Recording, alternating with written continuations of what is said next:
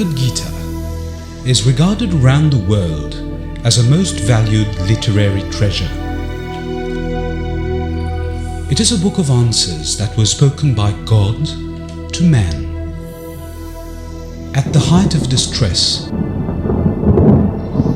on the battlefield of Kurukshetra, before a great fratricidal war that wiped out millions of people,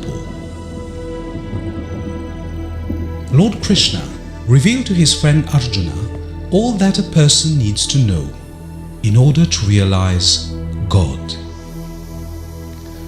The Bhagavad Gita is spoken in direct terms which should not be interpreted out of context or as symbolism. These words can be understood in a submissive mode with the help of a spiritual master, as Lord Krishna himself recommends in the Gita. And the texts lead to a simple conclusion that in Kali Yuga, the best way to realize these truths is through bhakti yoga or devotional service. 5 main concepts are explained. The Lord speaks about jivas, the living entity; prakriti, material nature; kala, time, also a controlling factor in the universal creation; karma, activities performed by the jivas in the material world; and most importantly, he talks about God, Ishvara, the Supreme Controller.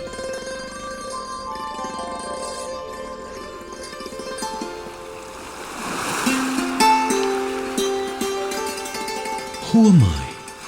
Am I the face I see every morning in the mirror? Am I the eye that scrutinizes it? Or am I the thoughts that are now racing in my mind while I am asking myself these questions? I am the soul, part and parcel of the Supreme Home, equal to God in quality. But unlike Him who is infinite, I am infinitesimal, just an agitated spark crackling loose of the blazing fire. I am like that fire, only smaller. Away from the main fire, the loose sparks, the jivas, are under the influence of material nature, a perverted version of the main field of creation, the spiritual world. Immersed in material energy, I am subject to Kala, eternal time, in which I travel in a way that I can only experience past, present and future, and know that what lies ahead is inevitable death. The jivas therefore suffer in the material world, but through the Bhagavad Gita they can understand their real position. Lord Krishna tells Arjuna, for the soul there is neither birth nor death. At any time he is unborn, eternal, ever existing and primeval. He is not slain when the body is slain. As the embodied soul continuously passes in his body from childhood to youth to old age, the soul similarly passes into another body after death. A sober person is not bewildered by such change.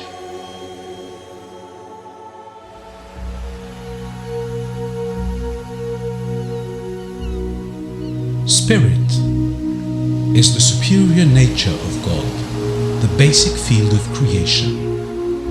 And then matter grows around spirit. For example, the body and its activities grow around the individual soul, just as the entire universe develops around the presence of God. Prakriti consists of 5 gross elements that are material and 3 subtle elements that are also very much material and therefore perishable. The 3 modes of material nature, the gunas, permutate to create various types of consciousness. Goodness conditions one to be happy.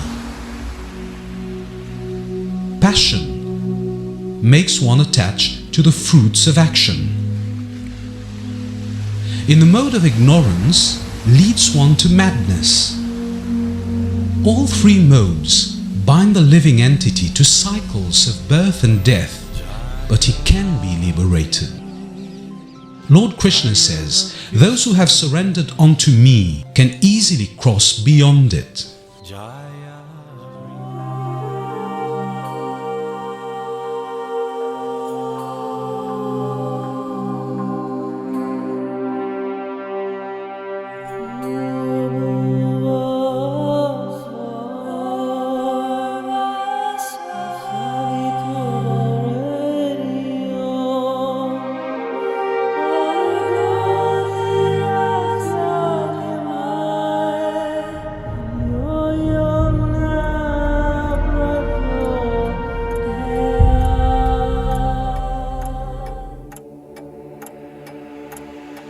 Time and tide wait for no man. Time is perceived differently from different standpoints. In the theory of relativity, Einstein calls that a frame of reference. Brahma, the engineer of this universe, has a subtle body consisting mainly of intelligence. From his frame of reference, he lives for 100 years. From another frame of reference, this lasts the breathing period of Vishnu. When Vishnu breathes in, universes are annihilated and then are manifest again from all the pores of his body when he breathes out again. From our frame of reference, this breathing period lasts for 311 trillion Earth years.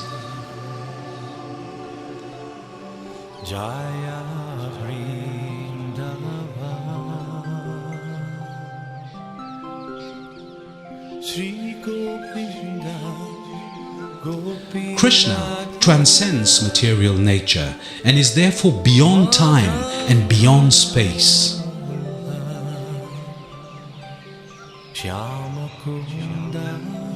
One who is absorbed thinking about him reaches that transcendental state of association with him.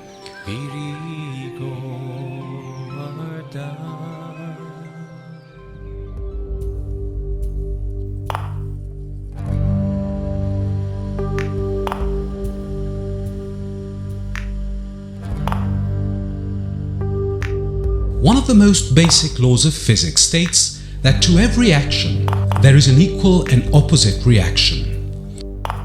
The law of karma works in exactly the same way. In the material world, our action, karma, create an intricate web consisting of chains of action and reaction in which we often get entangled. The reaction to an action follows a living entity beyond this current life.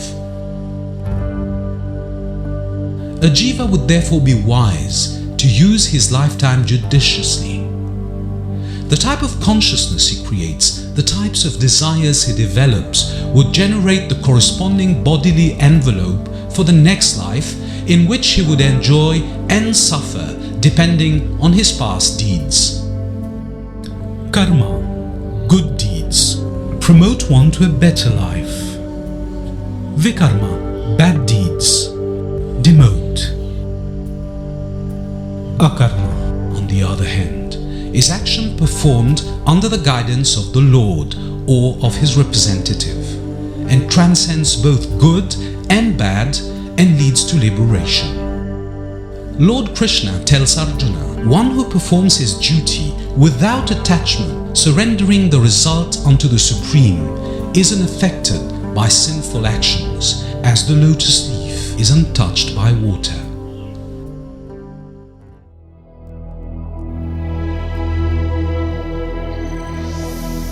Krishna also reveals the nature of God. Ishvara, the Supreme Controller, the cause of all causes. He can be realized in three phases: Brahman, Paramatma and Bhagavan. Brahman, like sunshine to the sun, is the glowing effulgence of God.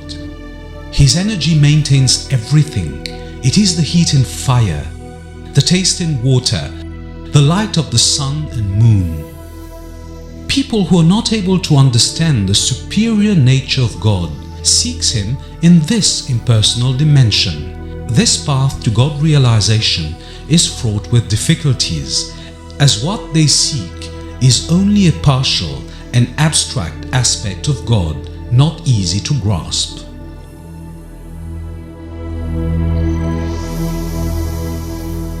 As Paramatma, the Super Soul, God accompanies every living soul in their respective bodies.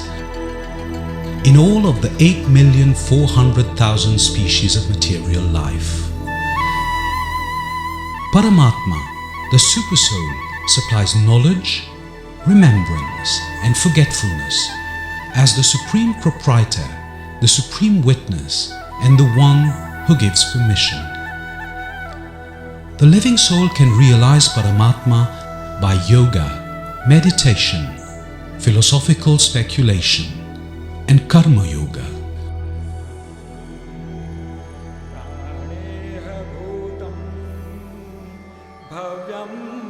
On the battlefield of Kurukshetra, Arjuna wanted to see God in all His dimensions, a feat not possible with human eyes. Lord Krishna granted him that wish, as well as the senses to behold God's universal form. Arjuna could not stand that sight.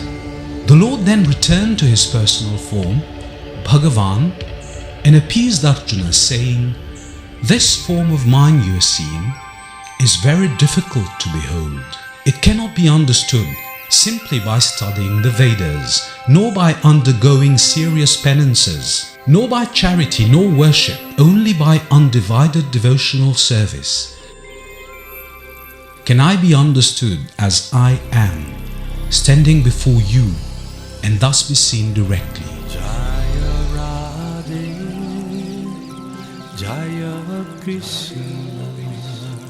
God is generous, God is merciful. When He appears before us, He takes His original form as a person, the way He looks like in heaven, Vaikuntha.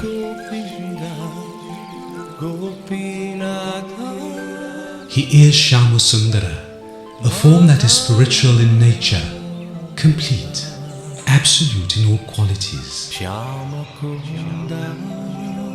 Beauty, wealth, fame, influence, knowledge, but also renunciation. He is a beautiful youth with a glowing complexion.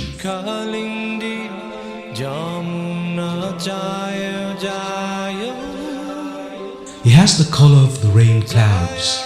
He plays the flute, attracting the hearts of all. His cheeks are brilliant, his smile enchanting. He wears a peacock feather in his curly black hair, and a flower garland around his neck. His beautiful garments are like the color of lightning, and his toenails resemble the light of the moon. He is Krishna.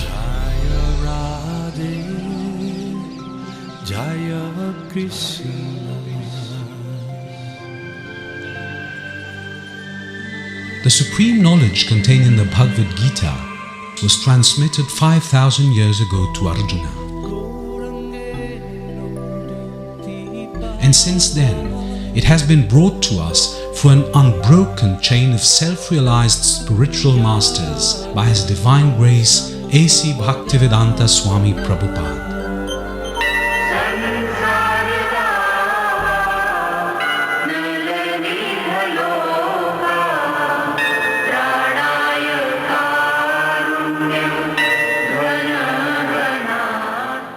Founder Acharya of ISKCON. Today, ISKCON carries this legacy proudly for the benefit of humanity.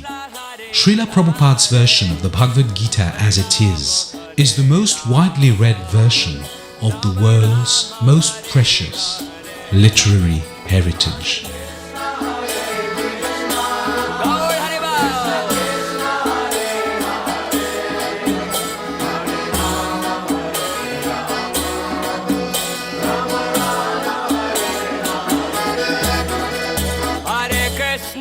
Hare Krishna,